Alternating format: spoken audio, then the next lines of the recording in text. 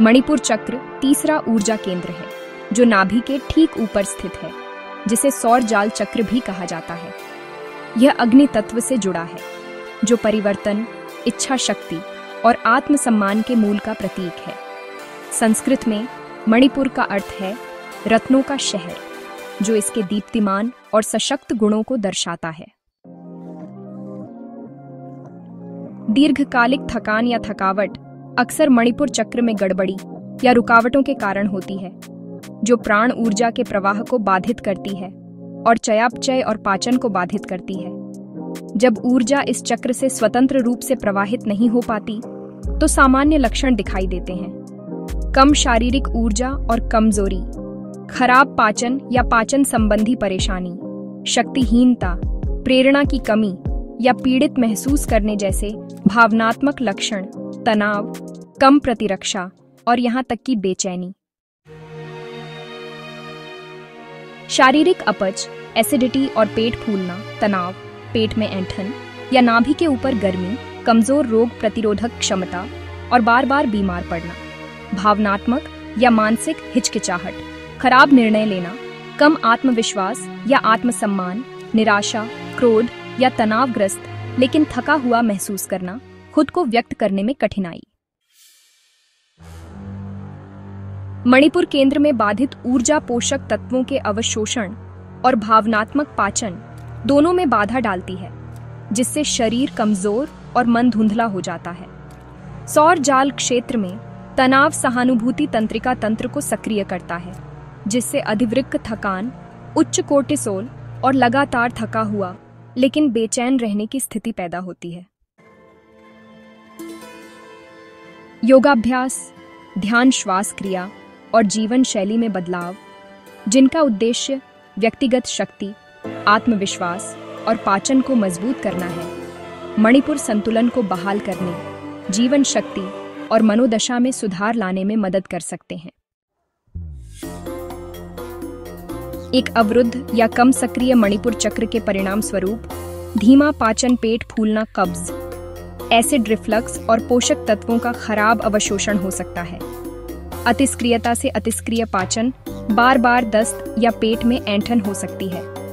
मणिपुर चक्र पेट, अग्न्याशय, यकृत, डायाफ्राम और छोटी आंत जैसे अंगों को नियंत्रित करता है, जिससे पाचन एंजाइमों के इष्टतम स्राव और पोषक तत्वों के उचित अवशोषण के लिए इसका संतुलन महत्वपूर्ण हो जाता है।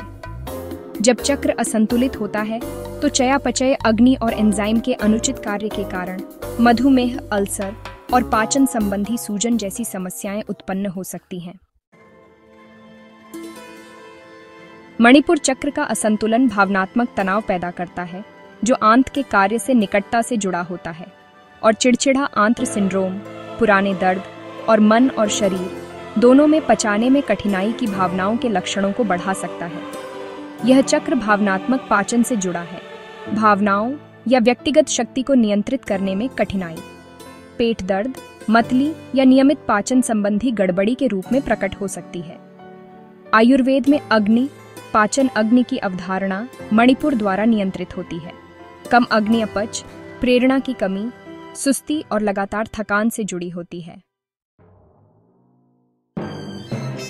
पेट फूलना, नियमित पेट दर्द, ऐंठन और सौर जाल क्षेत्र में गर्मी या बेचैनी का एहसास इसके विशिष्ट लक्षण हैं। मणिपुर चक्र के असंतुलित होने पर व्यक्ति को वजन में उतार चढ़ाव, एलर्जी, सूजन और बार बार पाचन संबंधी परेशानी का अनुभव हो सकता है। कोर शक्ति और उदर की सक्रियता पर केंद्रित योग आसनों का अभ्यास करें, जैसे धनुष मुद्रा, नाव मुद्रा, कोबरा मुद्रा, प्लैंक और बैठे हुए आगे की ओर झुकना। कपालभाति और भस्त्रिका प्राणायाम अग्नि तत्व को उत्तेजित करते हैं और सौर जाल क्षेत्र में ऊर्जा अवरोधों को दूर करने में मदद करते हैं। सौर जाल क्षेत्र में एक सुनहरे या पीले गोले की कल्पना करते हुए ध्यान करने से मणिपुर ऊर्जा सक्रिय होती है। दैनिक जीवन में ज्यादा पीला रंग शामिल करें। पीले कपड़े पहने, रहने की जगह में पीले रंग के तत्व रखें और रेशे और पोषक तत्वों से भरपूर पीले रंग के खाद्य पदार्थ खाएं। इस चक्र के अग्नि तत्व को उत्तेजित और पुनर्भरित करने के लिए धूप में समय बिताएं या तेज प्राकृतिक प्रकाश का उपयोग करें। अदरक और हल्दी जैसे गर्म मसाले और जड़ी बूटियां शामिल करें और पाचन में सहायता के लिए गर्म, आसानी से पचने वाले खाद्य पदार्थों को प्राथमिकता दें। जर्नलिंग, अभिव्यंजक कला और भावनात्मक मुक्ति अभ्यास दमित क्रोध या पीड़ित होने की भावना को दूर करने में मदद करते हैं, जिससे अवरोधों को दूर करने और भावनात्मक उपचार में सहायता मिलती है। माइंडफुलनेस, ध्यान और आत्मचिंतन तकनीकें आत्म स्वीकृति और सचेत निर्णय लेने की शक्ति को बढ़ावा देती हैं। श्वास क्रिया शरीर में गहरे संचित आघात और तनाव को दूर करने में मदद करती है। दमित भावनाओं को सतह पर लाकर, जो अक्सर अभ्यास के दौरान रोने, क्रोध या हंसी के रूप में प्रकट होती हैं, भावनात्मक मुक्ति और उपचार को सुगम बनाती है।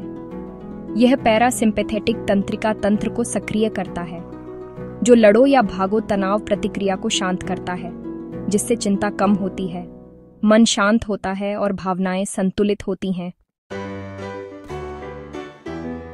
श्वास क्रिया के दौरान विशिष्ट संवेदनाएं अक्सर भावनात्मक मुक्ति का संकेत देती हैं। ये संकेत देते हुए कि संचित भावनात्मक ऊर्जा मुक्त हो रही है और उपचार हो रहा है। रोना या हंसना, झुंझुनी या गर्मी, मांसपेशियों में तनाव से मुक्ति, अचानक अंतर्दृष्टि या यादें, गहन शांति या राहत, शारीरिक कंपन या थरथराहट। तंत्रिका तंत्र मुख्य रूप से स्वायत्त तंत्रिका तंत्र भावना प्रसंस्करण के लिए मस्तिष्क क्षेत्रों और शारीरिक प्रतिक्रियाओं से जुड़े फीडबैक लूप के माध्यम से भावनात्मक मुक्ति का संकेत देता है। मस्तिष्क में स्थित एमिगडाला भावनात्मक उत्तेजनाओं की व्याख्या करता है और हाइपोथैलेमस को सक्रिय करता है, जो स्वायत्त तंत्रिका तंत्र को नियंत्रित करता है। इससे सहानुभूति यानी लड्डो या भागो या परानुकंपी यानी आराम करो और पचाओ प्रतिक्रियाएं शुरू होती हैं, जो शारीरिक रूप से भावनात्मक उत्तेजना या मुक्ति के रूप में प्रकट होती है। लड़ो या भागो यानी सहानुभूति, सक्रियण से विश्राम यानी परासहानुभूति, सक्रियण की ओर बदलाव का संकेत देने वाले संकेतों में शामिल है हृदय गति का धीमा होना और रक्तचाप में कमी, धीमी, गहरी और अधिक नियमित सांस लेना, मांसपेशियों में शिथिलता, पसीना कम आना और त्वचा ठंडी होना, हाथ पैरों में रक्त वाहिकाओं का फैलना, पुतलियों के फैलाव में कमी और मानसिक बदलाव। वर्तमान क्षण पर सचेत रूप से ध्यान केंद्रित करके, शरीर की तनाव प्रतिक्रिया को शांत करके और विश्राम और भावनात्मक विनियमन को बढ़ावा देकर पैरासिम्पैथेटिक तंत्रिका तंत्र को सक्रिय करने में माइंडफुलनेस एक महत्वपूर्ण भूमिका निभाती है। माइंडफुलनेस में विचारों, भावनाओं और शारीरिक संवेदनाओं को बिना किसी निर्णय के सचेतन रूप से समझना शामिल है, जो स्वीकृति और तटस्थ जागरूकता को बढ़ावा देकर तनाव और प्रतिक्रियाशीलता को कम करने में मदद करता है। माइंडफुलनेस और अन्य विश्राम तकनीकें दोनों तंत्रिका तंत्र संतुलन को बढ़ावा देती हैं, लेकिन वे तंत्र प्रभाव की गहराई और भावनात्मक विनियमन लाभों में भिन्न होती हैं। माइंडफुलनेस वर्तमान क्षण की जागरूकता और विचारों, भावनाओं की गैर निर्णयात्मक स्वीकृति पर केंद्रित होती है, जबकि अन्य विश्राम तकनीकें शारीरिक विश्राम, मांसपेशियों में तनाव से मुक्ति या तनाव से ध्यान भटकाने पर केंद्रित होती हैं। माइंडफुलनेस संवेदी जागरूकता और धारणा से संबंधित मस्तिष्क क्षेत्रों जैसे कि इंसुला और प्रीजेनुअल एंटीरियर सिंगुलेट कॉर्टेक्स के बीच युग्मन को मजबूत करती है, जो शारीरिक जागरूकता और भावनात्मक विनियमन का समर्थन करते हैं। यह न्यूरोप्लास्टिक परिवर्तनों को प्रेरित करता है, कॉर्टिकल मोटाई को बढ़ाता है और एमिगडाला को नियंत्रित करता है, भावनात्मक नियंत्रण को बढ़ाता है और समय के साथ चिंता को कम करता है। मस्तिष्क को शांत करने के लिए शीर्ष विश्राम तकनीकें श्वास पर ध्यान जैसे गहरी उदर श्वास, प्रगतिशील मांसपेशी विश्राम जिसे PMR भी कहते हैं, निर्देशित कल्पना जिसे हम दृश्यांकन भी कहते हैं, माइंडफुलनेस मेडिटेशन, योग, ताई ची ची गोंग, स्वजनित प्रशिक्षण और दोहरावपूर्ण प्रार्थना। चिंता के लिए अनुशंसित विश्राम तकनीकें हैं: गहरी सांस लेने के व्यायाम, प्रगतिशील मांसपेशी विश्राम जिसे हम PMR कहते हैं, माइंडफुलनेस मेडिटेशन और निर्देशित कल्पना। योग और ताई ची शारीरिक गतिविधि, श्वास नियंत्रण और ध्यान पर अपने संयुक्त प्रभावों के माध्यम से कोर्टिसोल, जो कि तनाव हार्मोन है, और एड्रेनालाइन के स्तर को उल्लेखनीय रूप से कम करने में सहायक सिद्ध हुए हैं। योग पैरासिम्पैथेटिक तंत्रिका तंत्र की गतिविधि को बढ़ाकर कोर्टिसोल के स्तर को कम करता है, जो तनाव से संबंधित हाइपोथैलेमिक पिट्यूटरी एड्रेनाल अक्ष और लोकस कोएरुलस नॉरेपिनेफ्रिन उत्पादन को बाधित करता है। योग और ताई ची कोर्टिसोल और एड्रेनालाइन के अलावा कई प्रमुख हार्मोनों को प्रभावित करते हैं, जिससे तनाव प्रतिरोधक क्षमता, मनोदशा और समग्र हार्मोनल संतुलन में सुधार होता है। वृद्धि हार्मोन, जिसे GH कहते हैं, डिहाइड्रोएपिएंड्रोस्टेरोन सल्फेट, या DHIS यौन हार्मोन जैसे FSH, LH, oestradiol, progesterone, serotonin और डोपामाइन और एंडोर्फिन।